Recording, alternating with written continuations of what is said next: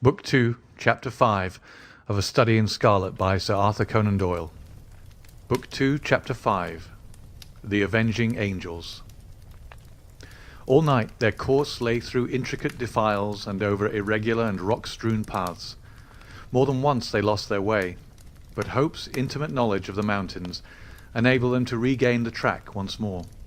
When morning broke, a scene of marvellous though savage beauty lay before them. In every direction the great snow-capped peaks hemmed them in, peeping over each other's shoulders to the far horizon.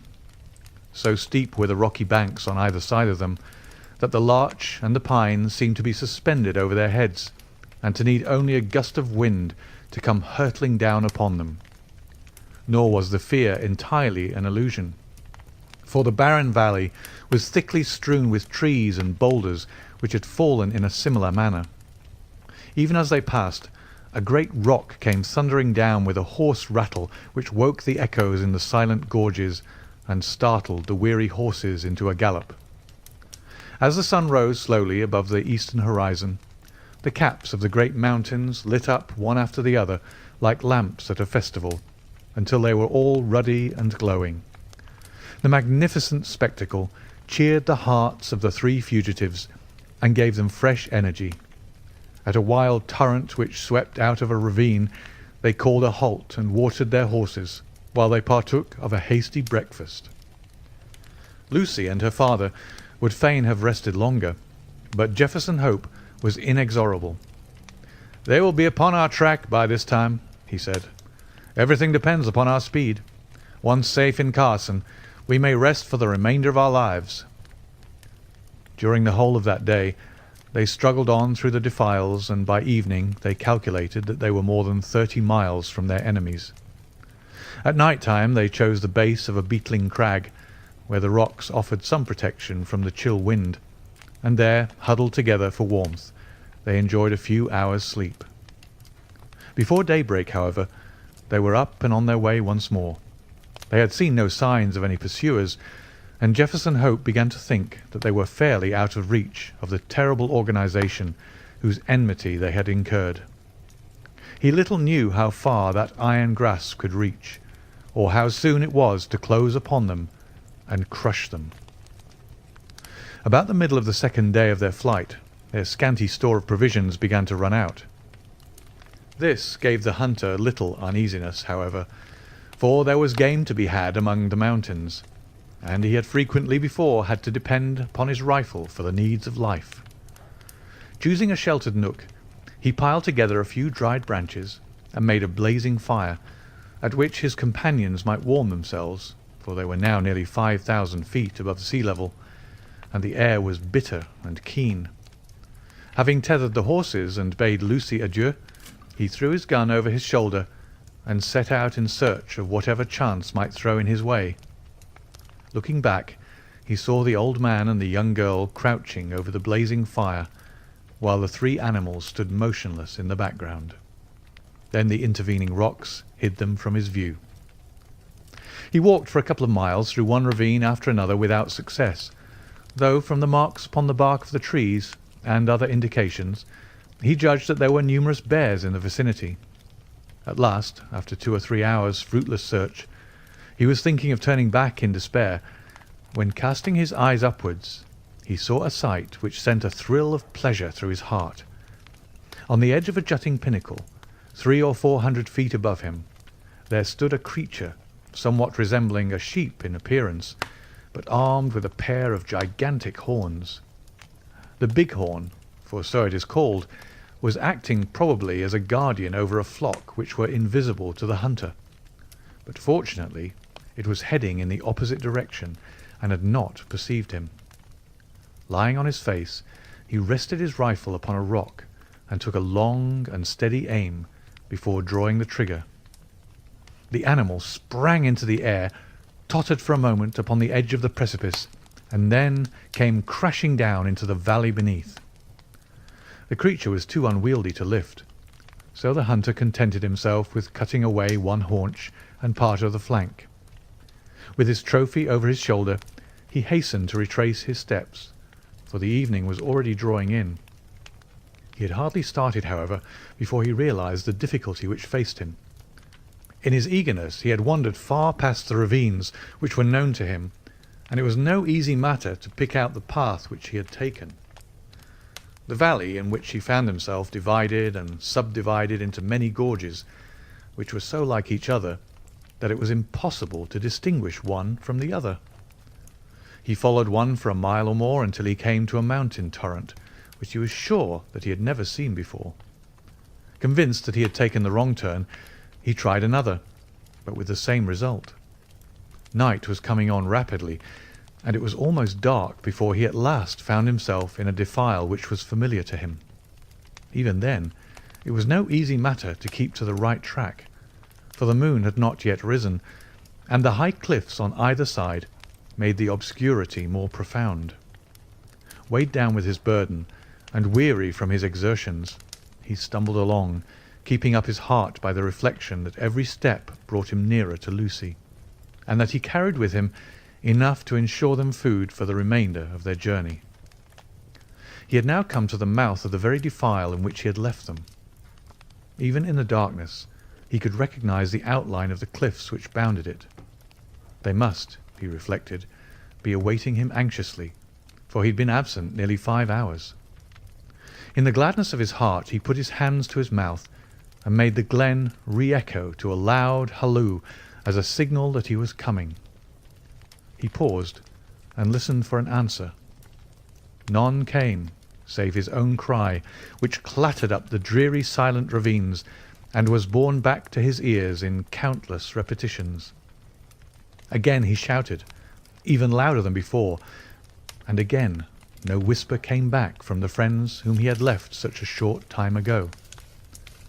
A vague, nameless dread came over him, and he hurried onwards, frantically, dropping the precious food in his agitation.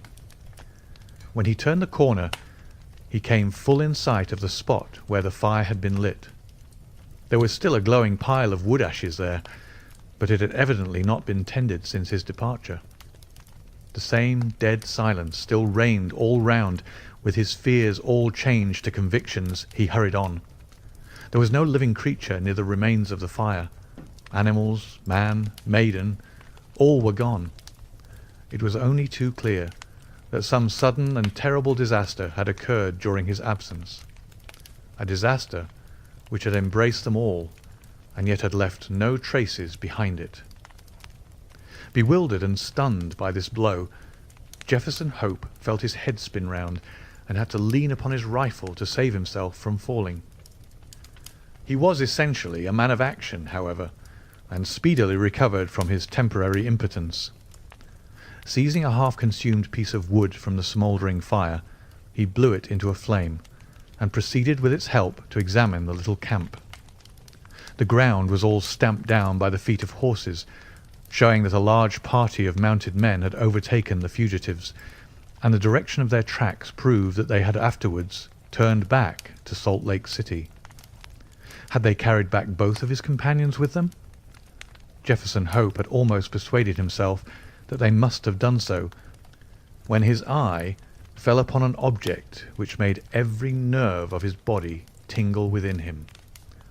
A little way on one side of the camp was a low-lying heap of reddish soil, which had assuredly not been there before. There was no mistaking it for anything but a newly dug grave. As the young hunter approached it, he perceived that a stick had been planted on it, with a sheet of paper stuck in the cleft fork of it. The inscription upon the paper was brief, but to the point. John Ferrier, formerly of Salt Lake City, died August 4th, 1860. The sturdy old man whom he had left so short a time before was gone then, and this was all his epitaph. Jefferson Hope looked wildly round to see if there was a second grave, but there was no sign of one. Lucy had been carried back by their terrible pursuers to fulfil her original destiny by becoming one of the harem of the elder's son. As the young fellow realized the certainty of her fate and his own powerlessness to prevent it, he wished that he too was lying with the old farmer in his last silent resting place. Again, however, his active spirit shook off the lethargy which springs from despair. If there was nothing else left to him, he could at least devote his life to revenge. With indomitable patience and perseverance, Jefferson Hope possessed also a power of sustained vindictiveness which he may have learned from the Indians amongst whom he had lived.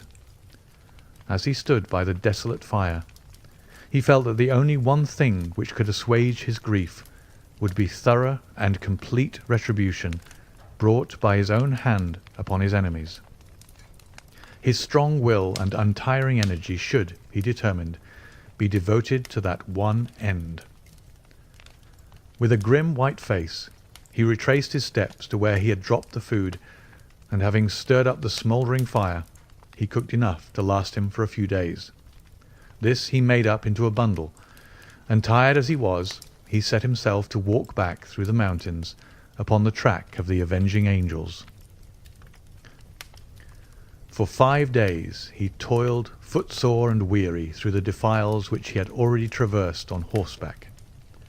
At night he flung himself down among the rocks and snatched a few hours of sleep, but before daybreak he was always well on his way. On the 6th day he reached the Eagle Canyon, from which they had commenced their ill-fated flight. Thence he could look down upon the home of the saints. Worn and exhausted, he leaned upon his rifle and shook his gaunt hand fiercely at the silent, widespread city beneath him. As he looked at it, he observed that there were flags in some of the principal streets, and other signs of festivity. He was still speculating as to what this might mean when he heard the clatter of horses' hoofs and saw a mounted man riding towards him. As he approached, he recognized him as a Mormon named Cowper, to whom he had rendered services at different times. He therefore accosted him when he got up to him, with the object of finding out what Lucy Ferrier's fate had been. "I am Jefferson Hope," he said. "You remember me?" The Mormon looked at him with undisguised astonishment. Indeed, it was difficult to recognize in this tattered, unkempt wanderer, with ghastly white face and fierce, wild eyes, the spruce young hunter of former days. Having, however, at last satisfied himself as to his identity, the man's surprise changed to consternation. "You are mad to come here," he cried. "It is as much as my own life is worth to be seen talking with you. There is a warrant against you from the Holy Four for assisting the Ferriers away." "I don't fear them or their warrant," Hope said earnestly. "You must know something of this matter, Cowper. I conjure you by everything you hold dear to answer a few questions. We have always been friends. For God's sake, don't refuse to answer me." "What is it?" the Mormon asked uneasily. "Be quick. The very rocks have ears and the trees eyes." "What has become of Lucy Ferrier?"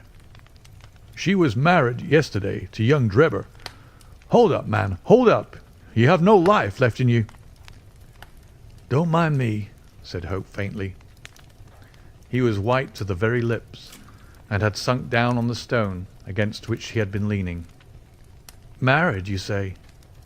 "Married yesterday. That's what those flags are for on the endowment house. There was some words between young Drebber and young Stangerson as to which was to have her. They'd both been in the party that followed them, and Stangerson had shot her father, which seemed to give him the best claim. But when they argued it out in council, Drebber's party was the stronger, so the prophet gave her over to him. No one won't have her very long, though, for I saw death in her face yesterday. She is more like a ghost than a woman. Are you off, then?" "Yes, I am off," said Jefferson Hope, who had risen from his seat. His face might have been chiselled out of marble, so hard and set was its expression, while its eyes glowed with a baleful light. "Where are you going?" "Never mind," he answered, and slinging his weapon over his shoulder, strode off down the gorge, and so away into the heart of the mountains to the haunts of the wild beasts. Amongst them all there was none so fierce and so dangerous as himself. The prediction of the Mormon was only too well fulfilled. whether it was the terrible death of her father or the effects of the hateful marriage into which she had been forced, poor Lucy never held up her head again, but pined away and died within a month. Her sottish husband, who had married her principally for the sake of John Ferrier's property, did not affect any great grief at his bereavement, but his other wives mourned over her and sat up with her the night before the burial, as is the Mormon custom. They were grouped round the bier in the early hours of the morning, when, to their inexpressible fear and astonishment, the door was flung open, and a savage-looking, weather-beaten man in tattered garments strode into the room. Without a glance or a word to the cowering women, he walked up to the white, silent figure which had once contained the pure soul of Lucy Ferrier. Stooping over her, he pressed his lips reverently to her cold forehead, and then, snatching up her hand, he took the wedding ring from her finger. "She shall not be buried in that," he cried with a fierce snarl, and before an alarm could be raised, sprang down the stairs and was gone. So strange and so brief was the episode that the watchers might have found it hard to believe it themselves, or persuade other people of it, had it not been for the undeniable fact that the circlet of gold which marked her as having been a bride had disappeared. For some months Jefferson Hope lingered among the mountains, leading a strange, wild life, and nursing in his heart the fierce desire for vengeance which possessed him. Tales were told in the city of the weird figure which was seen prowling about the suburbs, and which haunted the lonely mountain gorges. Once a bullet whistled through Stangerson's window and flattened itself upon the wall within a foot of him. On another occasion, as Drebber passed under a cliff, a great boulder crashed down on him, and he only escaped a terrible death by throwing himself upon his face. The two young Mormons were not long in discovering the reason of these attempts upon their lives, and led repeated expeditions into the mountains in the hope of capturing or killing their enemy, but always without success.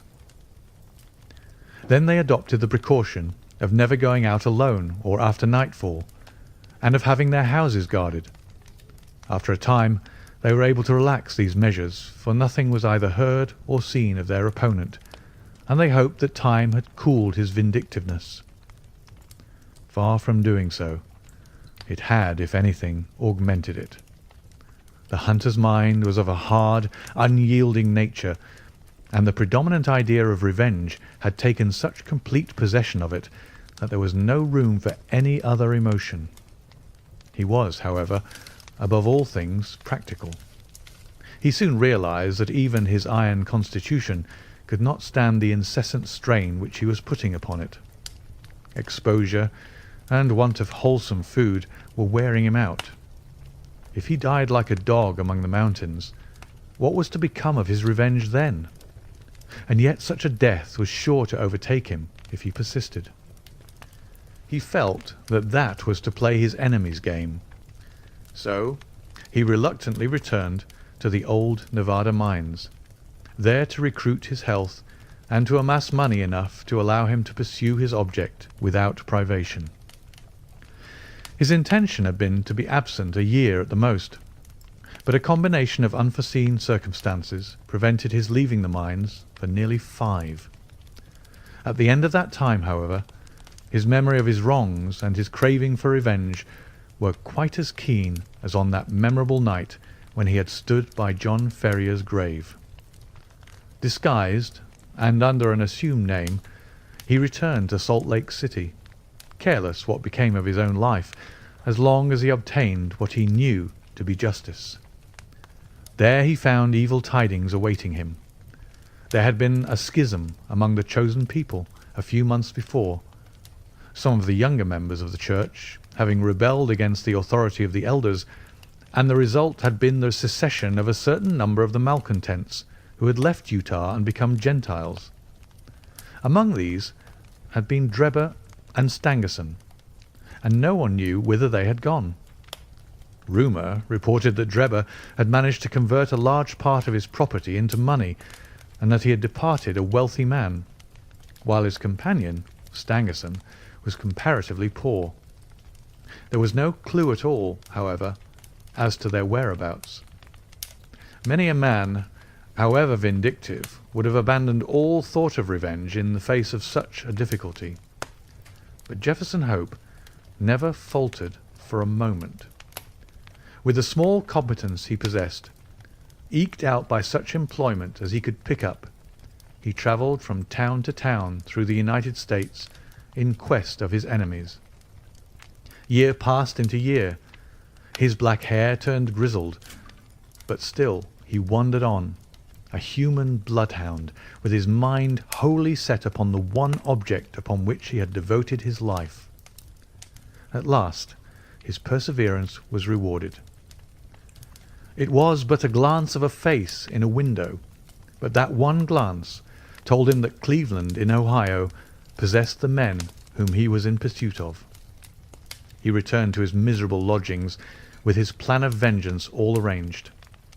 It chanced, however, that Drebber, looking from his window, had recognized the vagrant in the street and had read murder in his eyes.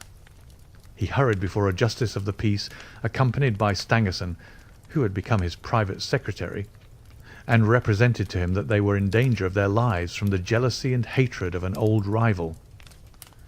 That evening Jefferson Hope was taken into custody, and not being able to find sureties, was detained for some weeks. When at last he was liberated, it was only to find that Drebber's house was deserted, and that he and his secretary had departed for Europe. Again the Avenger had been foiled, and again his concentrated hatred urged him to continue the pursuit. Funds were wanting, however, and for some time he had to return to work, saving every dollar for his approaching journey. At last, having collected enough to keep life in him, he departed for Europe and tracked his enemies from city to city, working his way in any menial capacity, but never overtaking the fugitives. When he reached St. Petersburg, they had departed for Paris, and when he followed them there, he learned that they had just set off for Copenhagen. At the Danish capital, he was again a few days late, for they had journeyed on to London, where he at last succeeded in running them to earth. As to what occurred there, we cannot do better than quote the old hunter's own account, as duly recorded in Dr. Watson's journal, to which we are already under such obligations. End of Book 2, Chapter 5.